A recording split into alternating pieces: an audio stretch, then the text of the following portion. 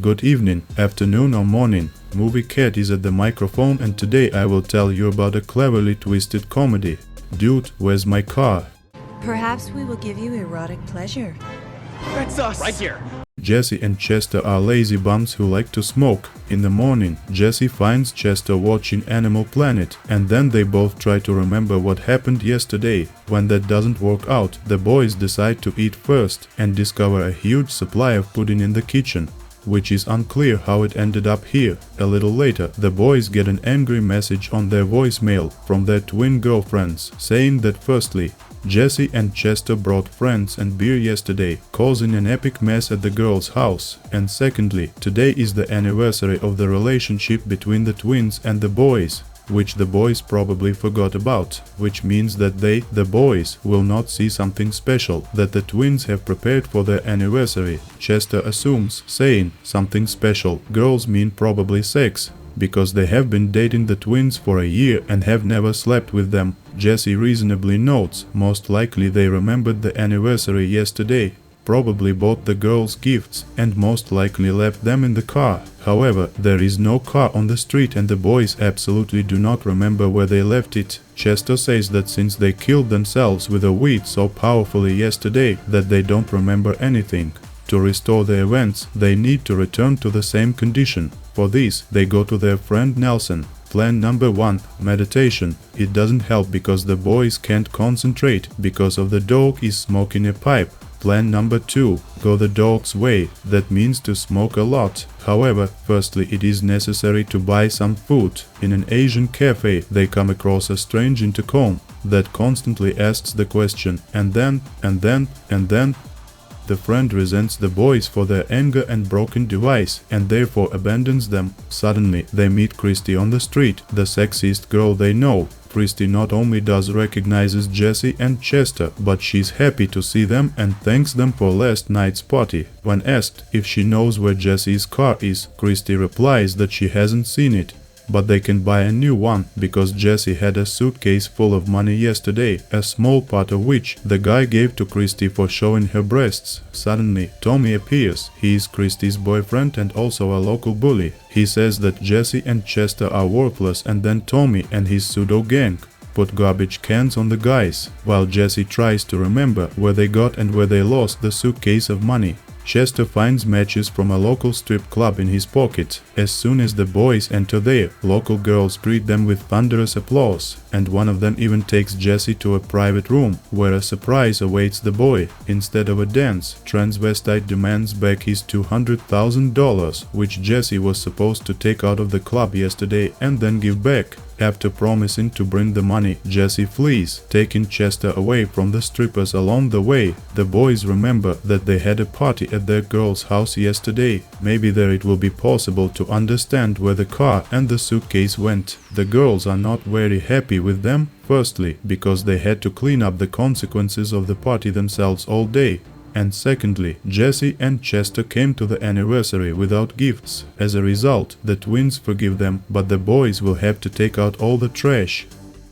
Jesse and Chester take 50 bags at a time and of course, drop them in the middle of the room. As a result, liquid debris is splattered on the walls and the rest falls to the floor, creating a mess worse than it was. The girls chase Jesse and Chester out into the street, where they are promptly kidnapped by ufologists. Nerds trust on the existence of UFOs. The weirdos demand from the boys some kind of continuum transfunctioner, an alien device, powerful and mysterious, which seemed to be seen in the hands of Jesse and Chester yesterday. The boys, as usual, answer they do not remember yesterday, and the ufologists, very successfully, drop them off at the shop of a Chinese tailor, who says that they came on time to get their special suits. Dressed in tracksuits, the boys find in the pockets cell phones, a Rubik's Cube, and a piece of paper that says they rented a car. Chester is trying to solve a Rubik's Cube, and Jesse is eating ice cream and tells his friend that he will never solve the cube.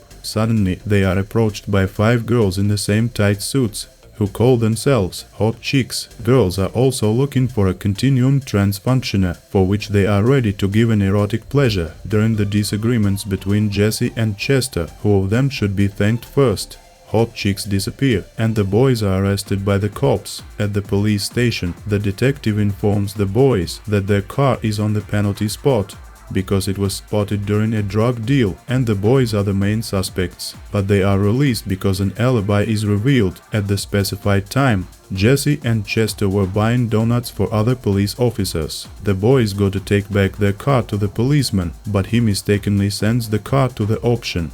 At this time, hot chicks find the bully Tommy, who is promised an erotic pleasure if he obtains the continuum transfunctioner. Tommy agrees and advises them to look for Jesse and Chester at their girl's work. Hot chicks come there and say they are looking for Jesse and Chester. The twins answer the truth, they don't know it. After meeting hot chicks, the twins, of course, make the wrong conclusion that their boyfriends, whom they have been dating for a year and have never had sex, have suddenly cheated on them with the hot chicks. So the girls break up with Jesse and Chester. Guys sit down, scratch the back of their heads and decide that they love their girls. Jesse says they need to find the car, get the presents and get the twins back, and also that Chester will never solve his Rubik's Cube. The guys go to the car confiscation department and find out who bought it at the auction. On the way out of the police station, the boys meet two big men in leather suits, who also ask for a transfunctioner. Jesse offers them an easy way to get the device and sends both muscled men to ask for it over the intercom at a Chinese restaurant. The boys do not have time to catch their breath when they are abducted in broad daylight by ufologists. Back in their lair, Jesse and Chester are shown the kidnapped twins by the notes. Now it's not just weirdos anymore, but sectarians and fanatics promise the boys if they don't bring the transfunctioner, they'll have to say goodbye to the girls forever.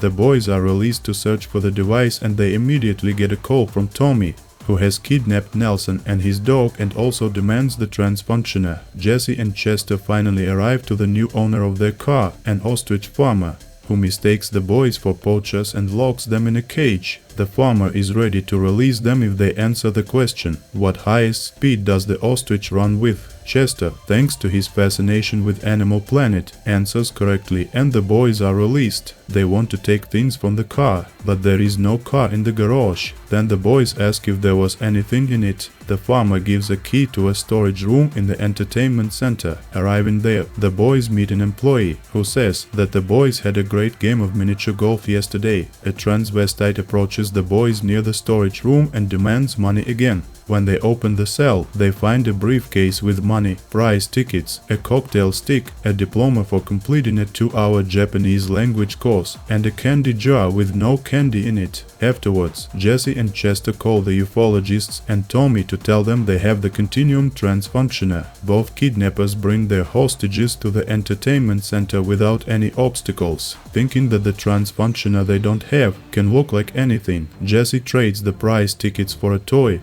which he then trades first to his girls, then to a friend. After a while, they try to escape, but the guys are stopped by big men in leather, who ask where the continuum transfunctioner is. The boys point to Tommy, who took the toy from the ufologists and is going to give it to the hot chicks. Muscled men report that this is not a continuum transfunctioner. Suddenly, Chester completes a Rubik's Cube, and it turns into the transfunctioner. Muscled men in leather and hot chicks demand that the device be given to them, because it will destroy the universe if it is not neutralized. Muscled men claim that they are the keepers of the device and yesterday they gave it to the boys. But hot chicks, those insidious space bitches, want to use the device to destroy the universe. Hot chicks claims the same thing, only in mirror image. Meanwhile, seconds remain before the transfunctioner explodes. To check which one of them really hung out with them yesterday, Jesse asks how many attempts did they need to hit the 18th hole in mini golf. Muscled men reply that just one attempt, and Jesse gives them the transfunctioner. They were not lying, they are indeed the keepers of the continuum transfunctioner, which they neutralized in an instant. The twins are surprised how Jesse himself knows the answer to this question, because the boys do not remember anything about yesterday. Jesse shows a sign that says whoever hits the 18th hole by the first attempt will get a lifetime supply of pudding, the same pudding that he and Chester had found in every possible kitchen drawer this morning. Meantime, hot chicks do not give up so easily, merging into one huge cosmic woman that hits down the keepers in an instant. The Continuum transfunctioner is with Jesse and Chester again. The guys run outside and, using the advice of UFO nerds, activate the annihilation ray of the photon accelerator and kill 5-meter woman with it. The Continuum transfunctioner is returned to the keepers, who erase the boy's memory of the last day and rewind the day to the beginning. But with one difference. This time, when they goes out in the morning, Jesse finds his car and the boys go to the twins. Jesse and Chester give them their gifts, as well as gifts from the grateful Continuum keepers, such as breast enlargers for twins. The girls also prepared something special for the boys, berets with embroidered names. Jesse and Chester aren't too upset and take their girls to a Chinese restaurant for a bite to eat. Thank you for viewing. Thumbs up and subscribe if you don't judge guys who smokes heavily because they waited a year for sex and got berets as a gift.